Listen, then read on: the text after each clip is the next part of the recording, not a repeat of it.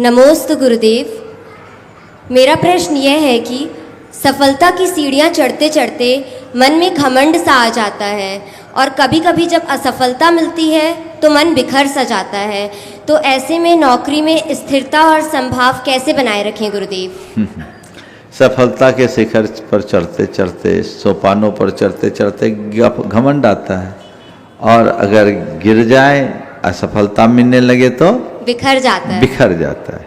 देखिए, ये सब चीज़ें होती हैं और उसके भीतर होती है जिसे अध्यात्म की समझ नहीं होती। जो बाह्य उपलब्धियों को ही सब कुछ मानता है उसके जीवन में होगा, लेकिन जो अपनी आत्मा को पहचानता है उसके लिए कुछ नहीं होगा। हमारे यहाँ एक बात हम सबको बचपन में पढ़ाया गया, शायद आपको भी याद हो। पुण्य पाप फल माहि हरख विलखो मत भाई, यह पुद्गल पर जाय उपज विन से थिर नाही। यह हम सबको बचपन में पढ़ाया गया है कि पुण्य और पाप के फल से हर्ष और विषाद मत करो,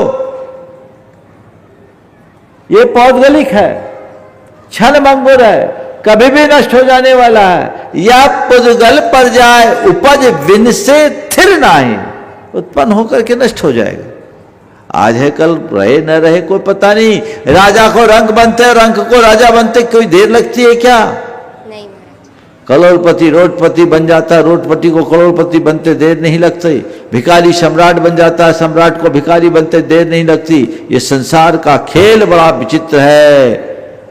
अर्श से फर्श पर और फर्श से अर्श पर आने में कोई देर नहीं लगती, कोई पतियारा नहीं कब किसकी लॉटरी खुले और कब किसकी लुटिया डूबे, वो ठिकाना है। अचानक किसी की लॉटरी खुल सकती है और अचानक किसी की लुटिया डूब सकती है। चक्र अंदर का है। हम कर्ता नहीं हैं, हम निमित्त हैं। जब तक जीवन और जीवन की व्यवस्था को समग्रता से नहीं समझोगे, ऐसी दुविधाएं बनी रहेगी। जिस दिन जीवन की वास्तविकता को समझ लोगे, तुम्हारे पास सब कुछ रहेगा, स्वामित्व नहीं होगा, ममत्व नहीं होगा। और स्वामित्व और ममत्व नहीं होने पर आसक्ति भी नहीं रहेगी, अभिमान भी नहीं रहेगा। और जब आसक्ति और अभिमान मिटेगा तो दुख भी नहीं होगा और हर्ष भी नहीं होगा, जीवन में स्थिरता बनी रहेगी। इसलिए अपने जीने का तरीका परिवर्तित करें। नमोस्तु।